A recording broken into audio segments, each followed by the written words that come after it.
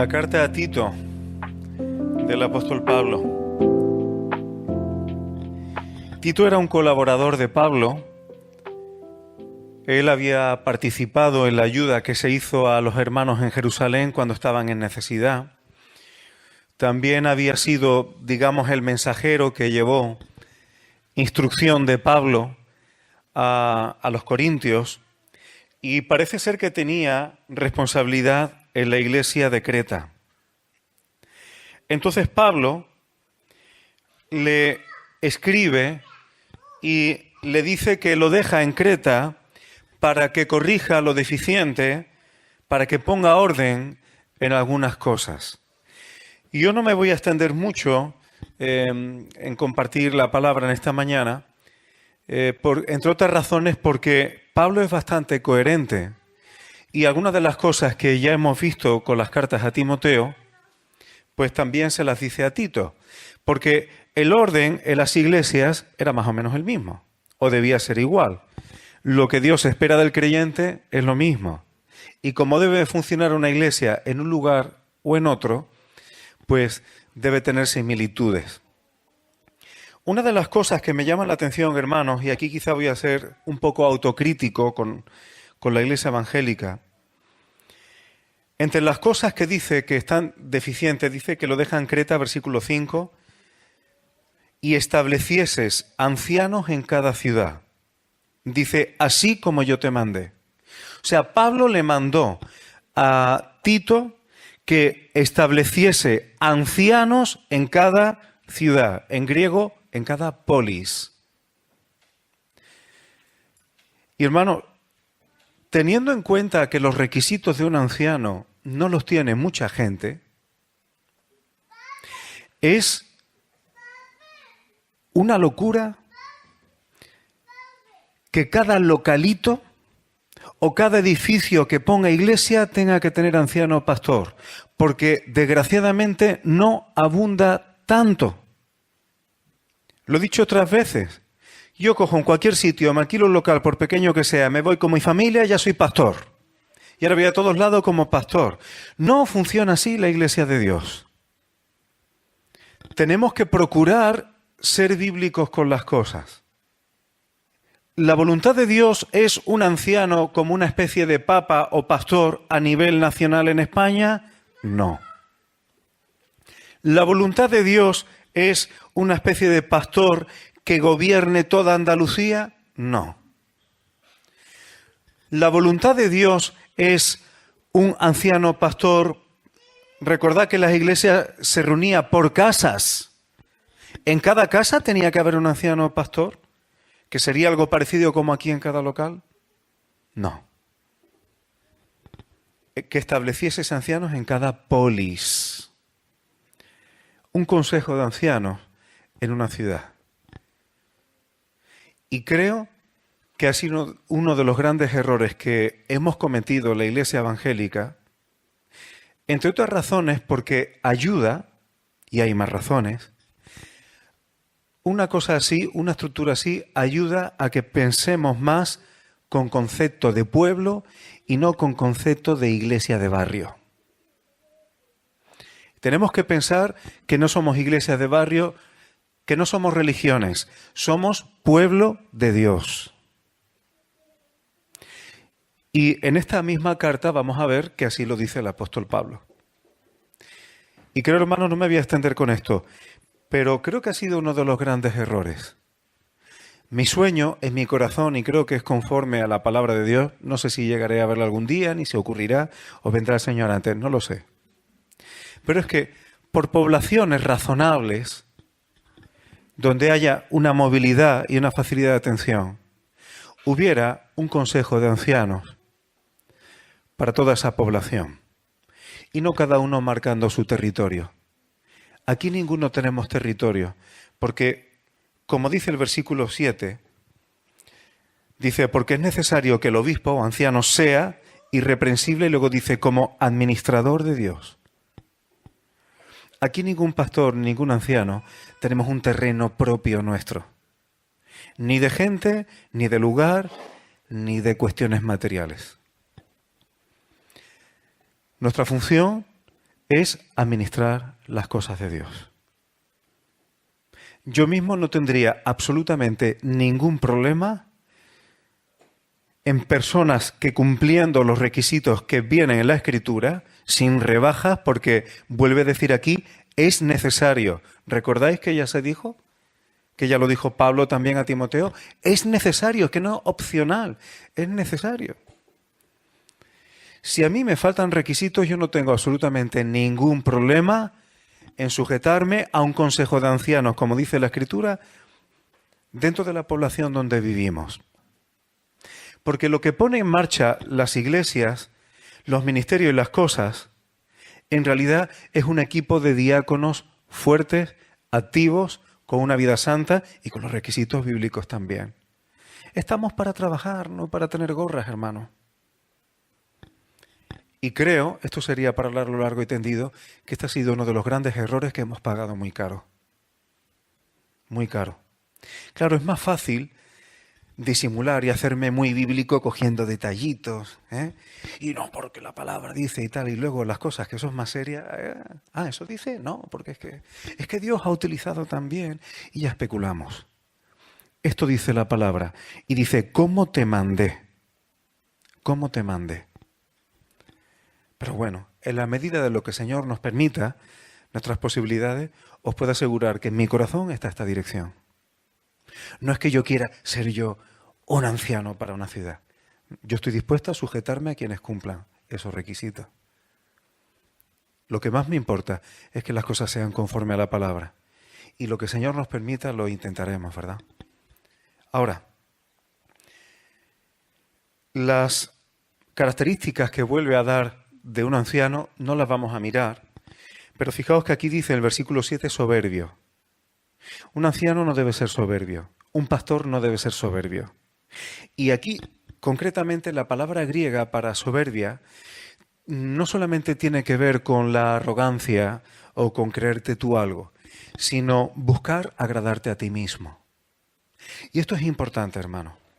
Una persona que sirve al Señor no vive para sí. Cuando mi esposa y yo, aunque ya hace tiempo que no lo hacemos, pero una de las cosas que decíamos cuando preparábamos a las parejas para el matrimonio era lo siguiente, y lo insistíamos, el matrimonio no es para egoístas. El matrimonio no es para egoístas. ¿Y por qué estoy diciendo esto? Porque un anciano tiene que saber gobernar su casa también. Un diácono también tiene que saber gobernar su casa. Igual que el matrimonio no es para egoístas, el servicio al Señor, el obispado, el pastorado, digamos, el diaconado, tampoco es para egoístas. Uno no sirve al Señor para agradarse a sí mismo. Implica sacrificio. Y no recuerdo ahora mismo las conferencias que estuvo dando mi padre, pero creo que una de las iglesias que mencioné es que no es la iglesia que Jesús planeó, una iglesia que no se sacrifica. Estar dispuesto a sacrificio, hermano, es no buscar agradarte a ti mismo. Y ese es el ejemplo que Jesús dio. Porque si Jesús se hubiera agradado a sí mismo, no hubiera ido a la cruz. Jesús agradó al Padre en todo. Implicó sacrificio. Pero eso de hago las cosas, Señor, porque me gusta, para agradarme y tal y cual, no funciona así, hermanos. No funciona así. El que quiera ser discípulo de Cristo, tome su cruz y nieguese a sí mismo cada día. No está de oferta ese mandamiento, hermano. No está de oferta. Y mucho menos un obispo anciano no está para agradarse a sí mismo. Otra de las cosas que dice, versículo 9, tiene que retener la palabra fiel tal como ha sido enseñada. ¿A qué palabra se está refiriendo, hermano? ¿A la que empezó a partir del apóstol Pablo? Se está refiriendo a las Escrituras. Tenemos que ser fieles a las Escrituras y más un pastor.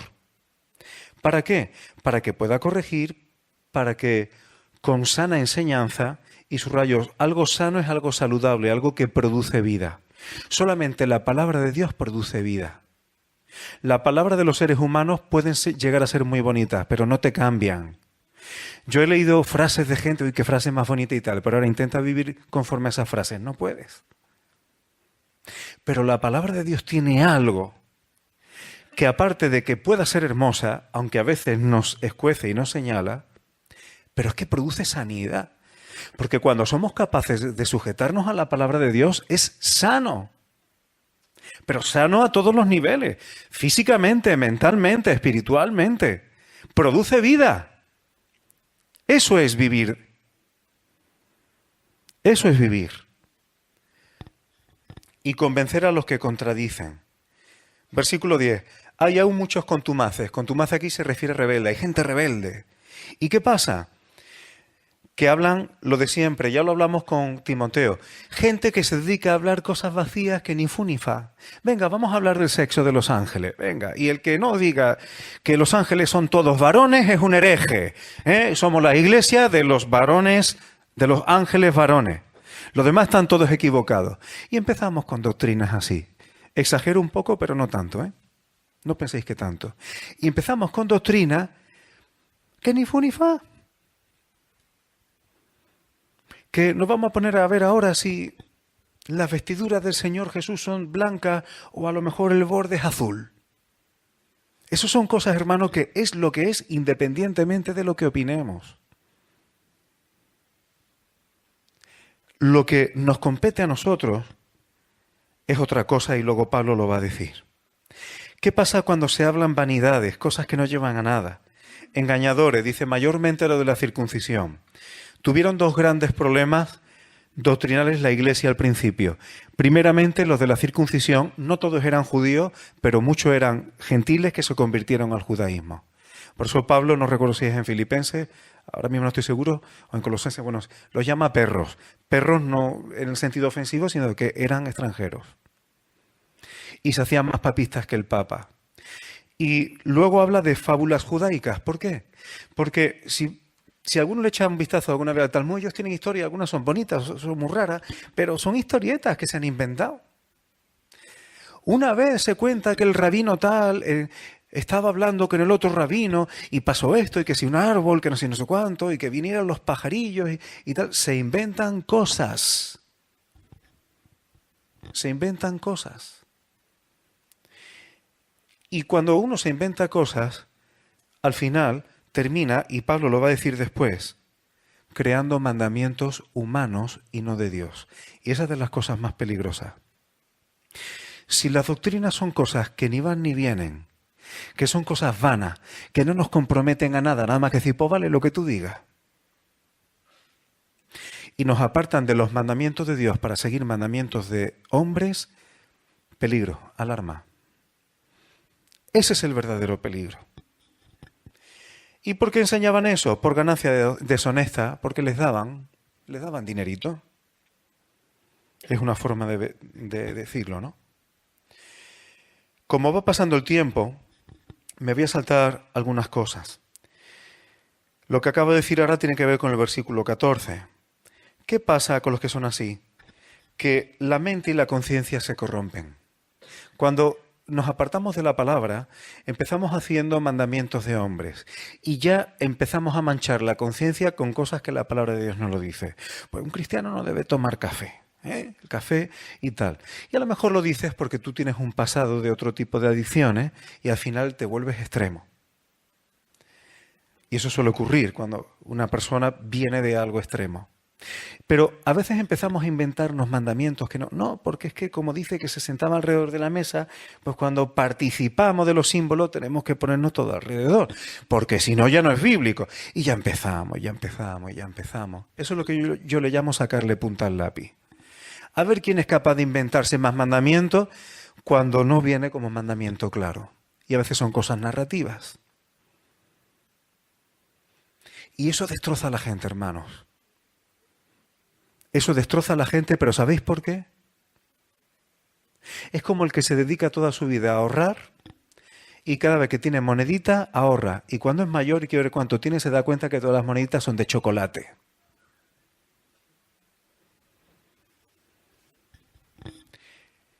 Cuando procuramos llevar una vida santa delante del Señor, debemos procurar que esa santidad es conforme a la Escritura y que está modificando conforme a la Escritura. Porque si son mandamientos de hombre, hermano, y no hemos pensado que estábamos ahorrando, al final puede que sean moneditas de chocolate y que esté hasta caducado. Y que lo único que hayamos construido en nuestra vida sea una religiosidad rancia. que ni has edificado a los demás y ni siquiera te has edificado a ti mismo. Y al final solamente nos queda el postureo religioso.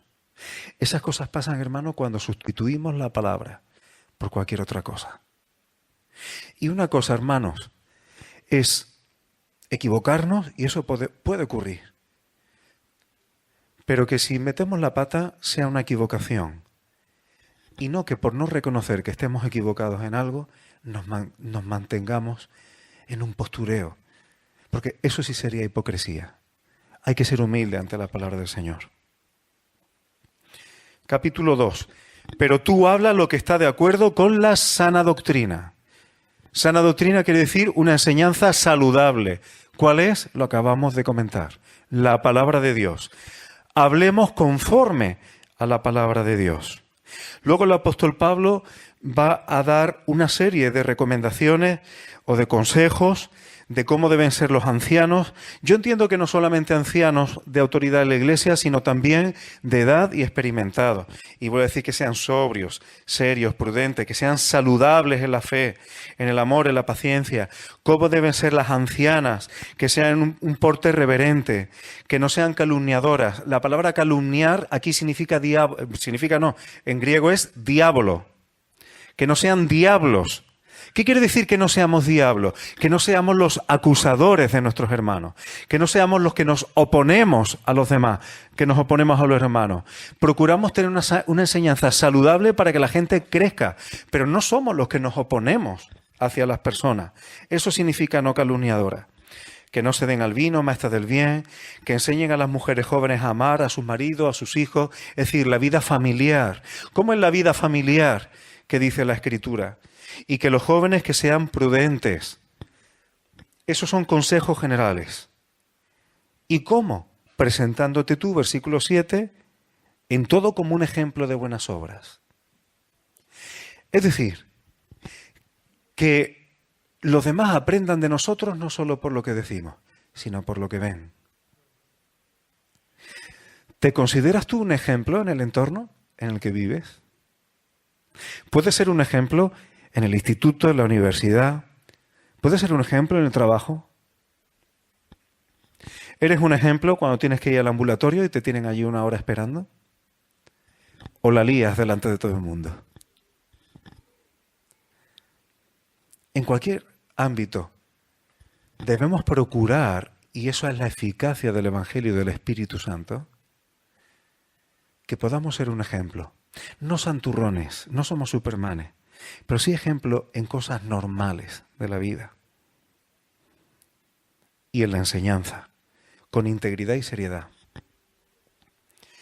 Luego el apóstol Pablo va a hablar de que los siervos se sujeten a sus amos. Esto sería un poco más largo de tocar, no está justificando la esclavitud, pero en un sistema en el que en ese momento no tenía la posibilidad de cambiar eso, pues ya que había que tragar por ahí, ser un ejemplo también de esa forma. Una cosa que me dice que agraden en todo, que no sean respondones. ¿Has visto hoy día cuando alguien trabaja para alguien, la gente que son respondonas al jefe, respondones a los maestros, a los profesores, la gente respondona? Cuando una persona respondona, tenga o no tenga razón, pero muchas veces, independientemente de si es verdad o no lo que dice, lo que se manifiesta es una actitud rebelde. Y la Escritura nos anima a, sin desobedecer a Dios, a en general ser personas sujetas. Nosotros no somos los rebeldes del sistema, a menos que vaya en contra de la palabra de Dios y ya se nos está empujando a pecados flagrantes, ¿verdad? Voy a terminar. Versículo 11. La gracia de Dios se ha manifestado para salvación a todos los hombres. Bien. Ahora, ¿cómo se ha manifestado la gracia? ¿Qué nos enseña la gracia según el versículo 12? ¿La gracia nos enseña de que porque he recibido la gracia puedo vivir como me dé la gana? ¿Eso es lo que nos enseña la gracia de Dios? Es que no es por obra, hermano, así que yo ya tengo la gracia. ¿Eso? ¿Qué nos enseña la gracia? Versículo 12. Enseñándonos que, renunciando a la impiedad y a los deseos mundanos, vivamos en este siglo, en esta época, de una forma sobria, justa y piadosa. La gracia de Dios no nos insta jamás al libertinaje. La gracia de Dios no nos insta jamás a vivir de cualquier forma, porque para eso tengo la gracia. La gracia de Dios nos enseña que por amor y por agradecimiento al que nos rescató sin merecerlo, vivamos renunciando a la impiedad, a los deseos de este mundo, y que seamos equilibrados. Eso nos enseña la gracia y no otra cosa, según el versículo 12. Mientras esperamos que el Señor venga. Y lo último, y si voy a terminar aquí, para no alargarnos, aunque me deje algunas cosas en el tintero, no pasa nada. Y me voy a dejar en el tintero alguna cosa importante. Pero fijaos, hermano, por relacionar con lo que decíamos al principio. Versículo 14.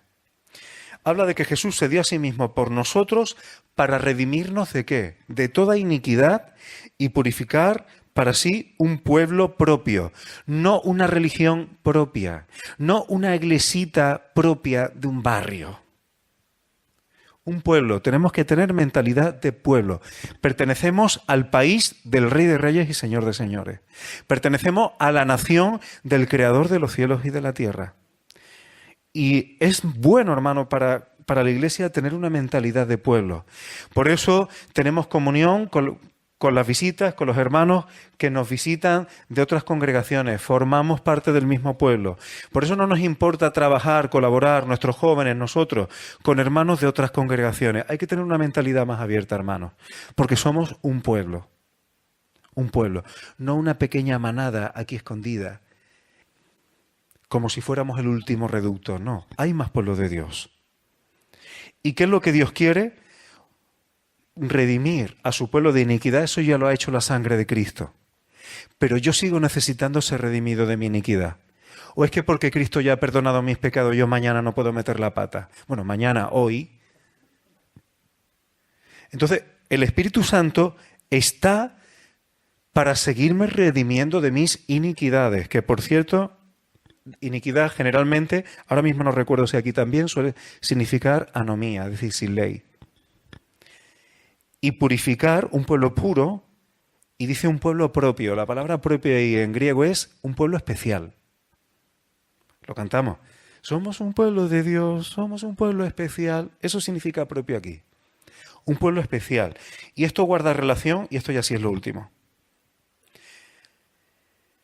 Éxodo 19:5.